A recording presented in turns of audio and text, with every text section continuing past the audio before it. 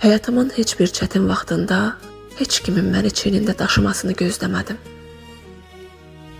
Heç kimdən qeyri-adi şeylər istəmədim. Halbuki hər şey bir təbəssüm və ya qorxma mən varam cümləsi qədər sadə idi. Dəyər verdiyim heç kimi çətin gözləntilərlə yormadım. İncidiyim hər hekayənin sonunda qarşı tərəf mən sənə nə etdim ki deyərək həmişə özünü müdafiə etdi.